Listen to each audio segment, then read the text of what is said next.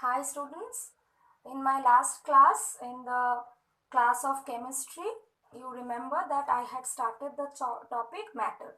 So in that subject, you had a chapter matter, chapter 2 of matter, and in the physics also you have the same chapter matter. There is almost all the content is same. So and in chemistry, if you have gone through the chapter and have you revised, have you gone through the chapter, have you seen whether you have any doubts or not? I think you have read the chapter, whatever I have taught you in chemistry, you have understood very well. If you have any doubt, you write it down in the comment section. And today be prepared with a copy and a pen. Today I will be taking the physics. The same chapter is there, matter. So what I will do, since I have taught the basics of matter in chemistry, like I have told you what is matter, I have given you certain examples of matter from your day-to-day life. I have told you what are the properties of matter, that matter has some mass, it has volume, it can be perceived by our senses. Then I have told you what is matter composed of, atoms and molecules. I have told you the difference between them, that is atom is the smallest particle of matter which can exist independently, like oxygen, which cannot exist independently, like oxygen atom. Oxygen atom, when two oxygen atom combines together, it forms one molecule of oxygen, O2. And if that is a molecule, and water molecule, if I say it is composed of two hydrogen atoms and one oxygen atom, which forms one molecule of water. So there is a huge difference between atom and molecule, though both of them cannot be seen with an ordinary microscope. So matter is composed of atoms and molecules, that I have told you, I have explained you. Okay, now another topic also I had started and I had finished in chemistry, that is states of matter. I have told you properties of matter, properties of particles of matter. Before that, properties of particles of matter means the particles of matter inside any matter, they are always in a random motion, zigzag motion, which is called Brownian motion. They are very small particles of the order of 10 to the power 21, and they have cohesive and adhesive forces in between them. They have intermolecular space in between them. The molecules of the solids have intermolecular space. They have intermolecular force of attraction in between them. So these are the properties or characteristics of particles of matter. Then I had also told you states of matter, that is solid, liquid and gases, and told you the various properties of solid, liquid and gases. In your book, you will find on page number 14. See, on page number 14, you have the textbook with you. On page number 14, you have this a table is there. There is a table number 1.1, where differences between the three states of matter are there. Okay, so here you have the difference between the states of matter of solid, liquid and gaseous state. There, whatever I have told you in the last class in chemistry, that the difference is based on molecular arrangement, intermolecular force of attraction, then their motion, shape and size, shape and volume, rigidity, fluidity, compressibility, and number of free surfaces, pressure, thermal expansion, diffusion. All these are given. I have explained to you. Okay, very well I had explained in chemistry. So please go through that file. If you have any doubt, you write in the comment section and you write down the main points. This table is very important. A gist of whatever I have told is given as a summary in this table. So you can go through whatever I have told you, it is given in the table. Now today you can do the exercise for revision. There are multiple options. Take the correct options, complete the figure table. So that you do in the homework. In your book itself you do. If you have any doubt, you ask me in the comment section. Today we will move to change in states of matter. Change in states of matter. That means this is given in page number 14 of your book. Okay, there is the change of state in matter. Now if I take suppose ice, whenever you are keeping the ice, taking out from freezer, if you are keeping on the table in your kitchen or out from the freezer, what you will observe that it is slowly becoming water. Ice is turning into water. So this process of conversion of a solid into a liquid at a particular fixed temperature, you are not increasing the temperature. Temperature is fixed. Your room temperature is suppose 37 or 40 degrees Celsius. So that room temperature is fixed. You are taking out from the freezer, you are keeping on the table or anywhere in your room at the room temperature. So that process of conversion of a solid into a liquid at a fixed temperature is known as melting. This process is known as melting. Is it clear, all of you? So ice gets converted into water. Okay. Or if you heat, if you are applying heat, this is the symbol for heat. Triangle is the symbol for heat. So if you are applying heat, then also it is getting converted to water. This is ice is a solid and water is a liquid. So solid gets converted into liquid. Now again when you are heating this water, it is getting converted into what? It is getting converted into vapor. So you are writing vapor, water vapor. What is this matter called? This is, what is the state of the matter? Gaseous. So either you are putting the heat, you are boiling. So it is getting converted into at a fixed temperature. Boiling happens at a fixed temperature. What is the temperature of boiling? 100 degrees Celsius. So at that temperature, if you are putting the water in a beaker, putting it onto the gas oven, you will find that after some time, vapors are coming out. In a beaker, if you are putting the water, you are putting the heat. Here you are applying the heat at the bottom. So after some time, you will see that vapors are coming. Vapors of water are coming.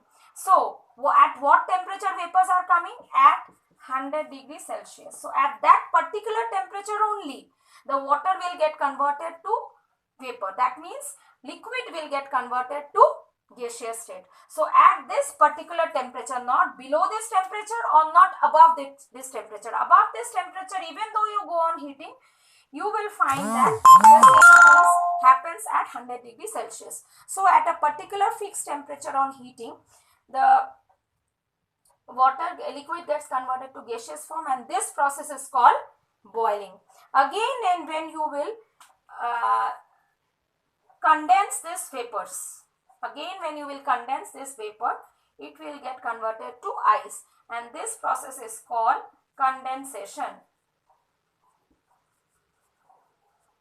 So ice is getting converted to water on melting. That means solid is getting converted to liquid on melting.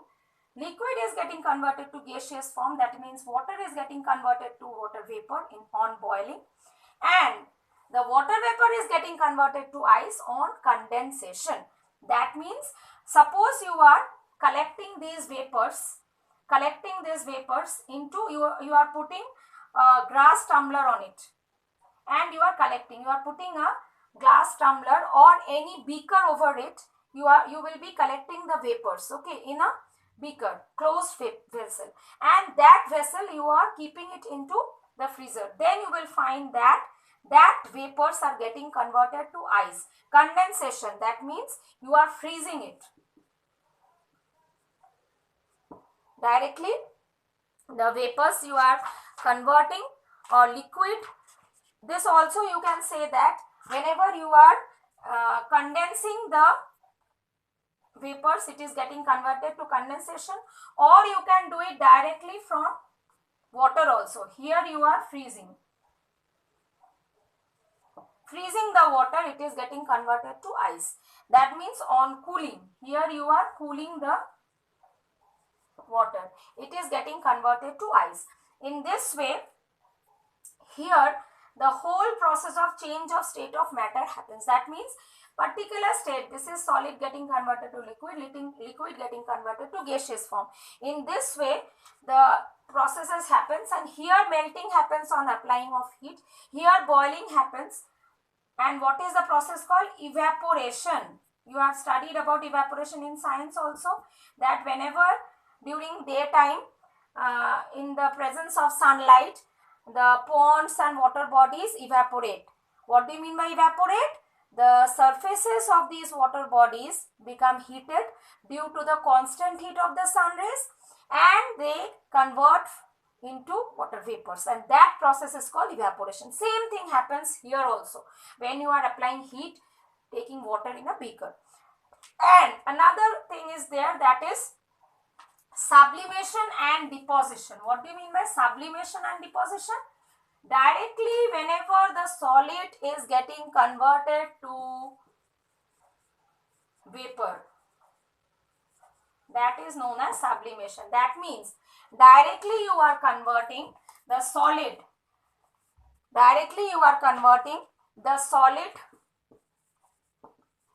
to gaseous state.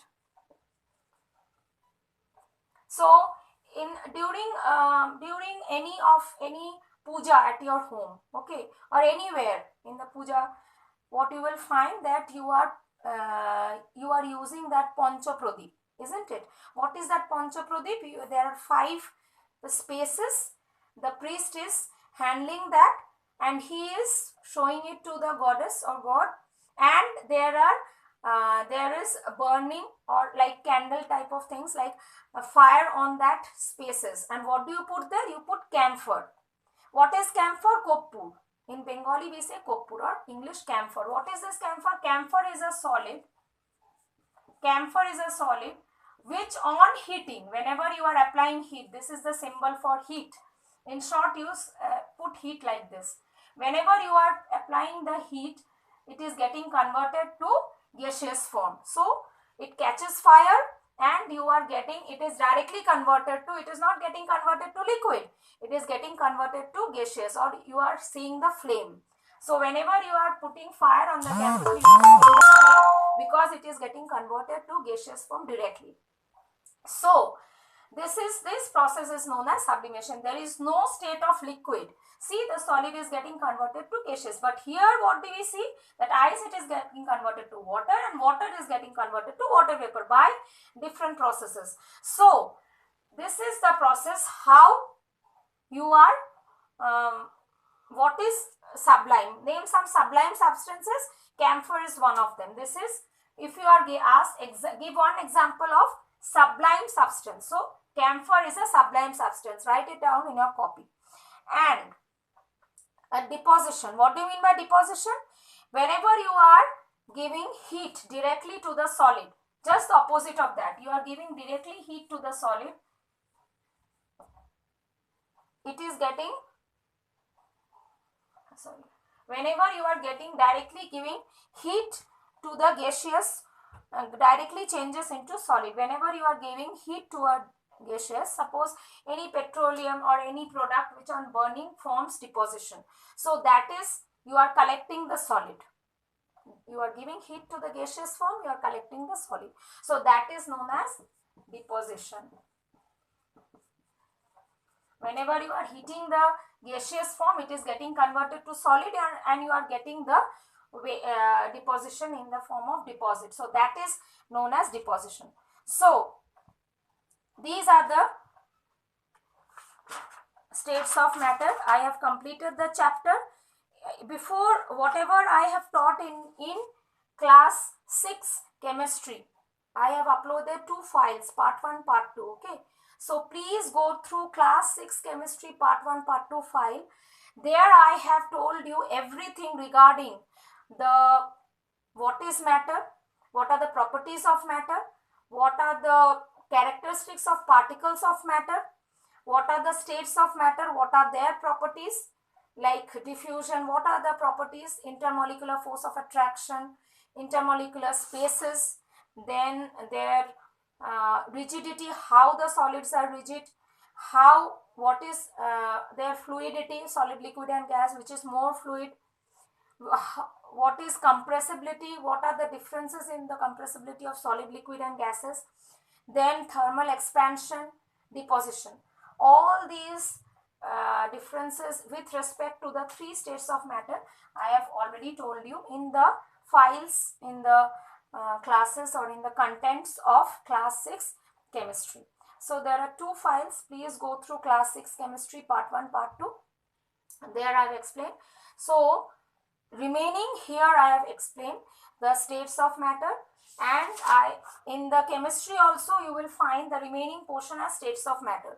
So here again I am telling you that class 6 physics chapter 1, class 6 physics chapter 1, that is matter, this chapter, what is matter, types of matter, all these things, and class 6 chemistry chapter 2, please note it down, class 6 chemistry chapter 2 matter and class 6 physics chapter 1, both the chapters are same, they are having the same contents, they are having the same things inside it, topics, same topics are there inside, these topics are there. So whenever you will go through both the chapters, you will find the same things are there. So you please read it thoroughly. Inside whatever exercises are there, you try to do it. Suppose in class here in your page number 17, there is the exercise. You try to do in the exercise part, what is matter composed of, state the characteristics of particles of matter, differentiate between solid, liquid and gas based on pressure and thermal expansion, that is given in table number 1.1. The molecules of a substance are in continuous motion. What do these molecules, what do they, the path they follow? They follow zigzag path or Brownian motion. What is the difference between melting point and boiling point? Melting point is the temperature, is that fixed temperature at which ice gets converted to water at a constant temperature and pressure. In your book, pressure is not given. On page number 15, you see that the definition of melting is given, the process during which a solid changes into its liquid state at a fixed temperature and pressure. You write it down, and pressure, in your book on page number 15. Similarly, in chemistry book also you change the definition. You add one point, that is the process during which a solid changes into liquid state at a fixed temperature and pressure. You write down this point over here. Okay, in the chemistry book also you write down and pressure. This completes the definition. If pressure part is not mentioned, then your definition is incomplete. So that temperature at which the ice gets converted into water at a fixed temperature and pressure is called melting point. Similarly, boiling point is that fixed temperature at which water gets converted to vapors at a fixed temperature and pressure on applying heat. So that also you add, at a fixed temperature and pressure on heating.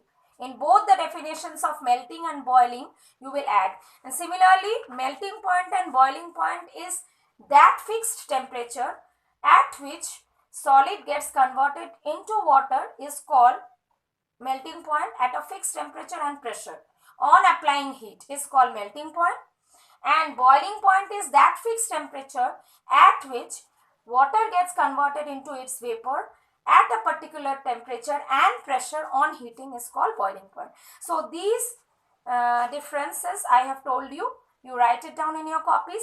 Write down a simple experiment to show that particles of matter, question number question number B1, long answer type question. You see in your books. Write down a simple experiment to show that particles of matter have spaces between them.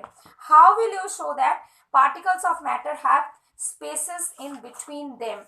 That you can show by activity number 1. So write it down in activity number 1, page number 6. That is the activity. Explain the arrangement. How will you show that? I have explained in chemistry also. You are taking a glass beaker, you are putting some water in it. Suppose you are taking, I am showing you this experiment, question number, long question. See in the exercise there is long question. B1 exercise. Okay, so here you see that here there are, write down the simple experiment to show. You are taking a beaker, here you are pouring some water in it. Say you are taking 100 ml of water. Okay, you are taking, this activity is given in your book also, you are taking, I will show you in the next class, I will show you some activities in physics as well as chemistry. So you are taking a glass beaker where you are taking 100 ml of water. Then in the same glass beaker you are adding 15 grams of sugar. So now you will find that there is a rise in the water level. There is a, observe the water level now. You will see that the water level has rise, it has increased. If you are steering gradually, you will find that there is no sugar kept. Here there is the water level. Here the water level has increased over here. This is the final and this is, here the sugar were there. Now on steering, constant steering, you will see that there is, all the sugar has dissolved. And what do you come to the conclusion after this, that the sugar has dissolved? That means sugar has taken its places in between the water molecules. In between the water molecules. Here the water molecules were like this. Okay. Now on adding of sugar, the water molecules have gone into the spaces. The sugar has occupied the spaces in between the water molecules. If these are the water molecules, suppose, so these are the sugar particles in between the spaces of the liquid or water molecule, and hence it has occupied the spaces. That means what do we come to the conclusion? That means the particles of matter have spaces in between them. Otherwise the sugar would have been here, left here, but it will dissolve until and unless it will completely occupy the spaces. Once it had filled up all the spaces of water molecule, then you will see that still some sugar is left. If you go on adding sugar, a time will come when no more sugar is getting dissolved. Why? Because all the spaces are being filled up by the sugar molecules. So no space is left so that the sugar molecule can go inside the water molecule. So that is the ultimate thing, when there is no dissolving possible. But before that, as long as there are spaces in between the water molecules, sugar will try to occupy those spaces. So this, we can come to the conclusion that the particles of matter have spaces in between them. So this is the activity for question number 1. Explain the arrangement of water molecules in solid, liquid and gases. That I have told you that they have spaces in between them in case of liquid. They are more far apart in case of gaseous. Describe a simple activity, show the random motion of particles. Random motion, it is given by activity number 2, page number 6. That is, you take this, you can show, if you do not do this experiment, you can show by another experiment. Suppose if you are in the daytime, whenever the sun rises, at that time you are observing the sunlight coming from a small hole at the corner of your room in the east. From there, the sun rays are coming through a small hole. So this is the small hole in the room wherever you are there. And in the morning time, sun ray is coming from here. Sun rays are coming from here. So you will find that sun ray is coming like this, and the dust particles are moving. So these are the air particles. Sun is coming from this hole. This is the hole on the wall or on the window. There is a hole. You can do it at your home also. You try to do it at the window side or anywhere. You do a small hole, and from that hole you let the sunlight enter into your room. You will find that the air particles, there are dust in the air. You will not see oxygen, nitrogen, these gases in the air, because that cannot be seen. I have told you that atoms cannot be seen by the naked eye. So oxygen, nitrogen, these are the gases of which air is composed of, that you know. But don't tell that you are seeing that oxygen and nitrogen. No, you are seeing these types of small dust particles by your naked eye, and they are in random motion. You will see that they are in random motion, they are in zigzag motion. So this says that the particles of matter are in random motion. In the book, a different example is given. You take a glass beaker, you partly fill it with water, then you add some chalk particles, and stir the contents. That also you can do. You are taking a glass beaker. This I will show you. I will show you in the next class. You are having water over here. Water you are taking, you are adding chalk particles, chalk dust, or any dust, suppose. Any dust, any kind of dust you are adding or chalk you are adding. And then what you will find on stirring, you are constantly stirring, you will find that these dust particles are randomly moving like this. So that is called that tells you that the particles of solid are in random motion. So I have given you two activities, shown you two activities. In the next class I will show you the activity, but you write down what are the activities. 5 general properties of solid, liquid and gases, that is again given in your table, that is or on page number. You go through the book. I have already explained in class 6 chemistry. In that particular classes, you please go through that. Solid have a definite shape, size, volume. Liquids have a definite volume but not a definite shape. They occupy the shape of the container. Gases have neither do not have definite shape, neither definite volume.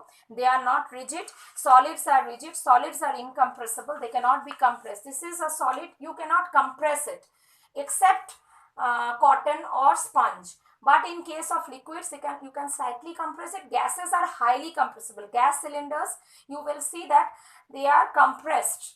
Okay. And solids cannot flow, but liquids can flow. Water can flow, except water has a good fluidity except honey and wax. And regarding diffusion, gases are highly diffusibility, because whenever you are spraying a perfume at one corner of the room, you can smell it at the other perfume. Why? Because the gas molecule can move very easily, so your nose feel it very easily, because they are free to move. Their molecules are far apart, and their molecules do not have or very negligible intermolecular force of attraction. Pressure, solids exert pressure only on the base, but liquids exert pressure to all the walls. If you are keeping liquid in a beaker, it will exert, the molecules will exert force at all the sides. But in case of solid, it will exert pressure only on the base, because of the gravitational pull. And gaseous exerts pressure in all the direction. Thermal expansion is very less in case of solid. If you heat the solid, thermal expansion means if you heat the solid, it will expand very less. Liquids expand very highly, it gets converted to vapors. Gaseous expand more highly. Then describe the change in state of matter, that I have explained through the diagram of ice, water and water vapor. So that was explained today only, that you can remember and write it down. So children, you write down the short answer type question number A 1 to 5 and question number B 1 to 5 in your homework copies or in your practice copies. And if you have any doubt, you tell me. I will write it down in the comment section, and try to go through the chapter, revise. Whatever therein is in chemistry chapter 2 is the same thing in physics chapter 1. So both the contents are same. So if you go through the same chapter from both the books, you will be thorough with the chapter, and it will be better for you for both the subjects. Okay. So this I am concluding. In the chemistry, I will tell you or give you the question answers, but for physics you start writing down. Okay.